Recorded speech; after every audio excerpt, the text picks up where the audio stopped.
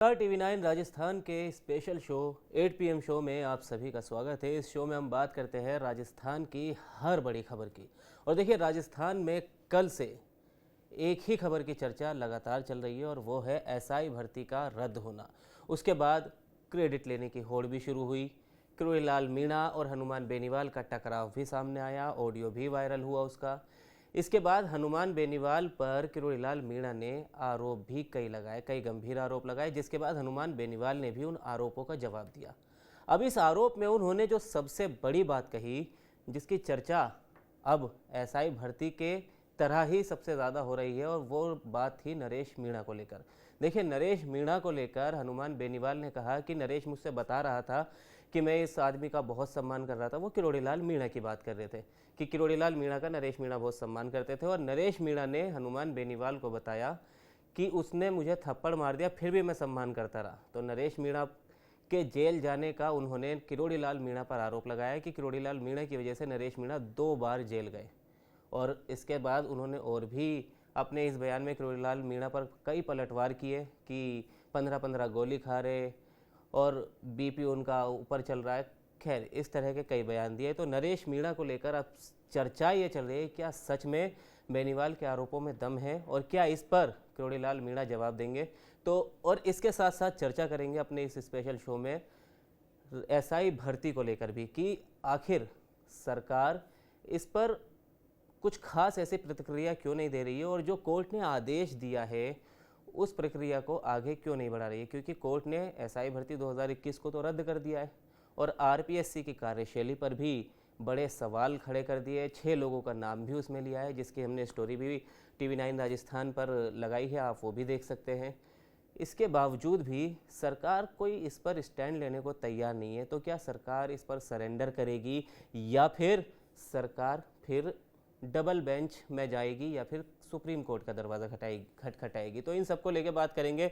राजस्थान से हमारे साथ जुड़े हैं सुमित देवड़ा जी, और उनसे एक बार पहले जानते हैं नरेश मीणा को लेकर कि नरेश मीणा पर जो ये नया सियासी बवाल खड़ा हुआ है राजस्थान में, इसको लेकर सुमित, बहुत बहुत स्वागत है आपका 8 PM शो में।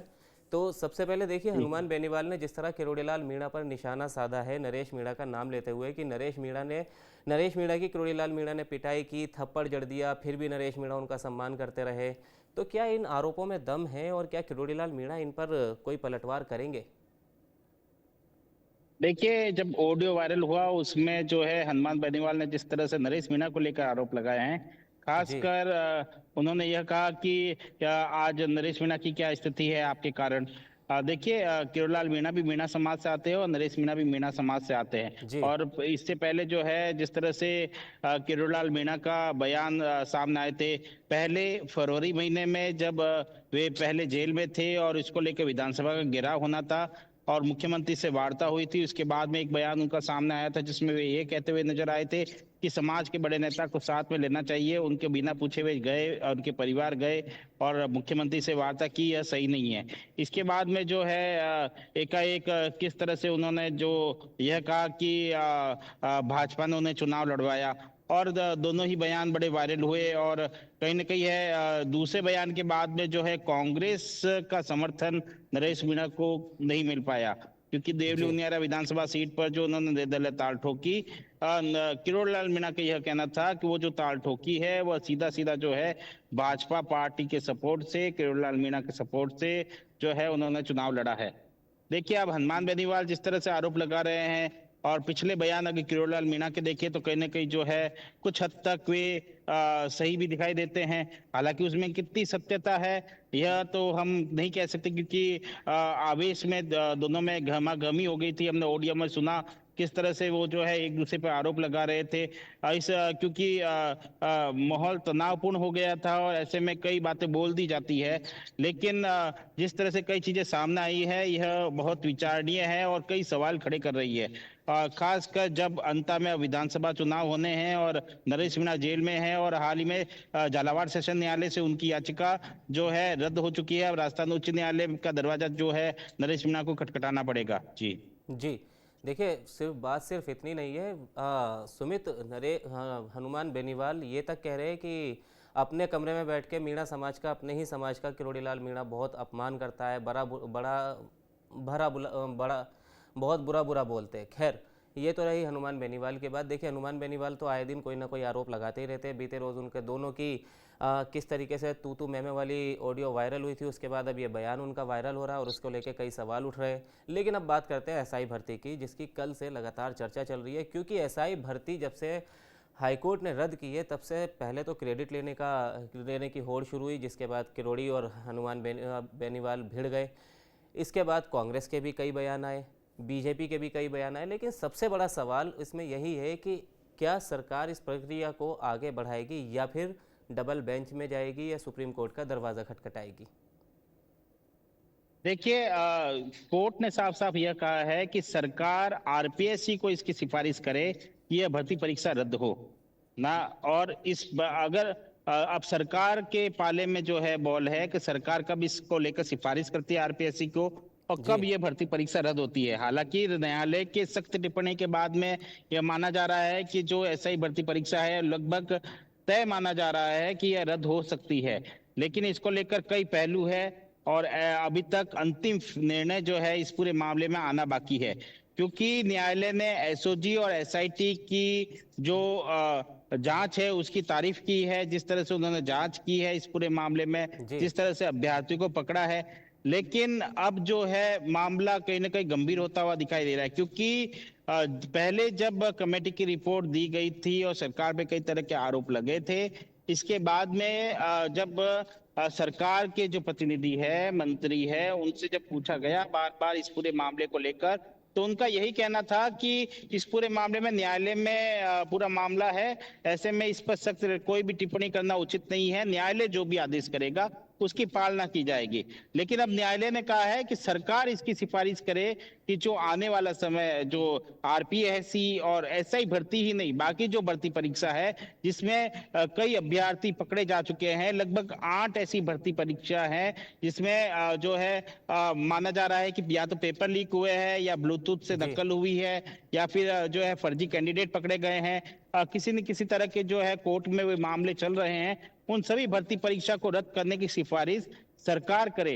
अब सरकार इसके ऊपर कब निर्णय करती है यह देखने वाली बात होगी, और क्या निर्णय करती है यह भी देखने वाली बात होगी। हालांकि जिन अभ्यर्थियों जो चयनित हुए थे उनके पास में कई तरह के ऑप्शन अभी बाकी है, और अब वे जो है डबल बेंच में अपील कर सकते हैं, सुप्रीम कोर्ट जा सकते हैं, कई तरह के जो है मामले हैं। तो देखना होगा कि आने वाले समय में सरकार इस पूरे मामले के ऊपर जो है न्यायालय की टिप्पणी के बाद में क्या कुछ करता है। जी जी, लेकिन सुमित, बड़ी बात तो यही है ना कि क्या सरकार के लिए फैसला लेना इतना आसान होगा कि हाईकोर्ट ने अब कह दिया। देखिए, इसी तरह पंचायती राज चुनाव के ऊपर भी जब कोर्ट का फैसला सामने आया था, तो तब मंत्रियों ने जब बयान दिए थे कि हाँ बिल्कुल चुनाव समय से कराए जाएंगे, लेकिन उसके बाद फिर वो कमेटी बनाई गई, फिर वापस कोर्ट का मसला आया और फिर उसको दिसंबर तक के लिए टाल दिया। सरकार अपनी पॉलिसी पर कायम रही। अब सरकार ने एसआई भर्ती को लेकर जो कोर्ट में अपना पक्ष रखा था कि रद्द नहीं होनी चाहिए, तो अब इसके बाद अगर सरकार इसको रद्द आसानी से कर देती है, डबल बेंच में नहीं जाती है, सुप्रीम कोर्ट का दरवाज़ा नहीं खटखटाती है, तो ऐसी कई भर्तियाँ हैं। देखिए, अभी हमने इस पर एक स्टोरी भी की है कि पटवारी भर्ती 2021 है, फायरमैन भर्ती 2021 है, रीट भर्ती 2021, आरएएस भर्ती 2018, कांस्टेबल भर्ती 2019, और इसके अलावा 2018 में लाइब्रेरियन भर्ती, जेईएन सिविल डिग्रीधारी भर्ती, 2020 में वन रक्षक भर्ती, 2022 में वरिष्ठ अध्यापक भर्ती, सीएचओ भर्ती और ईओआरओ भर्ती। तो इतनी सारी भर्तियाँ हैं जिनमें गड़बड़ी और जो के आरोप लगे हुए जांच के दायरे में, तो इनको लेकर भी सवाल खड़ा हो जाएगा। तो क्या सरकार के लिए ये फैसला लेना इतना मुश्किल है कि अगर सरकार दोबारा कोर्ट में चली जाती है तो जो एसआई भर्ती वाले अभ्यर्थी है जो उसकी मांग कर रहे थे वो सड़क पर आ जाएंगे, अगर इसको रद्द कर दिया जाता है तो इन भर्तियों को लेके फिर सवाल उठने लगेंगे। तो सरकार ये असमंजस की स्थिति में, तो क्या लगता है कि सरकार क्या करेगी, रद्द करेगी या वापस सुप्रीम कोर्ट का दरवाज़ा खटखटाएगी? देखिए, कोर्ट में जो है सरकार को कहा है कि वे आरपीएससी को सिफारिश करें, क्योंकि आरपीएससी इंडिपेंडेंट बॉडी है निर्णय जी लेने में। ऐसे में राज्य सरकार जो है पूरे जो दस्तावेजों के साथ में सिफारिश करे कि इसको रद्द किया जाना चाहिए, क्योंकि इसका ग्राउंड मजबूत है और जिस तरह से पेपर लीक और जो आरपीएससी के खुद सदस्य इसमें शामिल होने की बात सामने आई है, उनको जी। गिरफ्तार किया गया है। किस तरह से पेपर लीक हुआ है, उनके बेटा बेटी को भी जो है एसओजी ने गिरफ्तार किया है। ऐसे में वे सिफारिश करे ताकि यह पेपर उस पर निर्णय किया जा सके। सरकार इसके ऊपर क्या वापिस रिपीटेशन लगाएगी? हालांकि उसकी संभावना कम नजर आती है, लेकिन जो अभ्यर्थी, जो सफल अभ्यर्थी है, जी। जो जिन्होंने, क्योंकि एक पहलू यह भी आ रहा था जब सरकार ने कोर्ट में यह अनुशंसा की थी कि इस भर्ती परीक्षा को जो है रद्द नहीं किया जाना चाहिए, क्योंकि एसओजी और एसआईटी जो है कार्रवाई कर रही है, लगातार आरोपियों को पकड़ा जा रहा है। तो ऐसे में जो है वे अभ्यर्थी जिन्होंने मेहनत करके इस पूरी भर्ती परीक्षा को पास किया है, वे जरूर जो है इस पूरे मामले को लेकर रिपीटेशन लगा सकते हैं। ऐसे में यह मामला फिर से कोर्ट में जा सकता है और इस पर फिर से सुनवाई शुरू हो सकती है। इसके बाद में सरकार जो है क्या यह कहेगी कि यह पूरा मामला फिर से कोर्ट में जा चुका है, इसलिए इस पर किसी तरह की कोई टिप्पणी करना उचित नहीं होगा, या सरकार जो है अभी के निर्णय के ऊपर सिफारिश करते हुए जो है अभ्यर्थियों के लिए जो नई भर्ती आई है उसमें जो है एक आयु सीमा की छूट देगी, कुछ जी। तय छूट देकर जो है उन्हें आवेदन करने के लिए जो है एलिजिबल करेगी। इसके साथ में जो एक और पहलू है कि जो लोग पिछली जो कहीं पहले से सरकारी पदों पर नियुक्त थे और वो जी। जो है पद छोड़कर इस भर्ती परीक्षा में सफल होने के बाद में इस पद को लिया था, उनको लेकर भी माननीय कोर्ट ने जो है सरकार को बोला है कि जो ऐसे कैंडिडेट है उनको पुराने पद पर नियुक्ति देने की जो है राज्य सरकार अनुशंसा करे और इसके ऊपर स्टेप उठाए।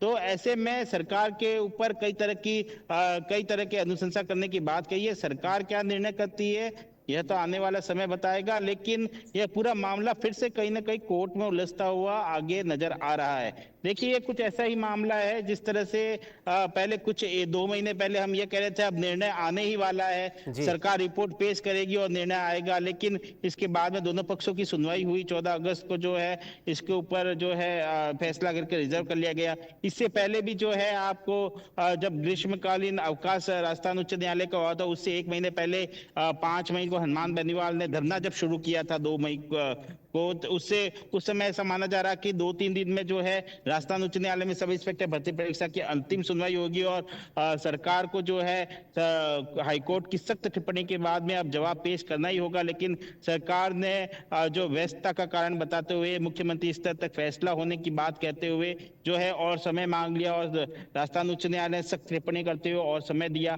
इससे पहले की बात है जब जनवरी की हम बात कर रहे थे, तब जी। भी ऐसा माना जा रहा है कि इसमें कोई महत्वपूर्ण निर्णय आ सकता है, लेकिन सुनवाई चलती।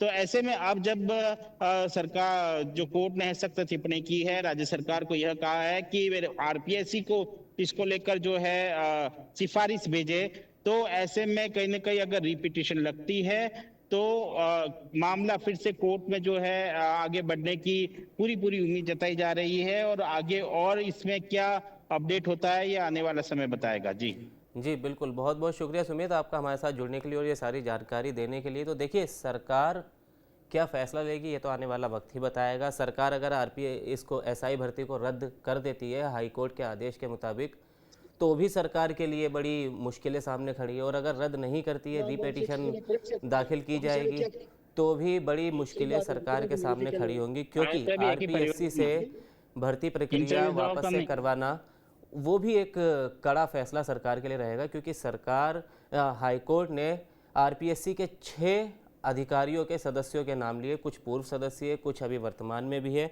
और उन 6 सदस्यों में संजय छेत्री जो फिलहाल चेयरमैन हैं, तत्कालीन चेयरमैन थे उस वक्त, बाबूलाल कटारा, रामू राम रायका, संगीता आर्या, मंजू शर्मा, डॉक्टर जसवंत राठी, ये 6 आरपीएससी के सदस्य, पूर्व सदस्य हैं, जिनका नाम लेकर हाईकोर्ट ने कड़ी टिप्पणी की है कि घर का भेदी ही लंका ढाए कहकर हाईकोर्ट में टिप्पणी की गई है। तो आरपीएससी फिर से नई भर्ती कराएगी, नहीं कराएगी, या आरपीएससी की कार्यशैली पर सरकार कोई कड़ा एक्शन लेगी, ये सब देखने वाली बात होगी, और ये सब आपको दिखाते रहेंगे TV9 राजस्थान पर।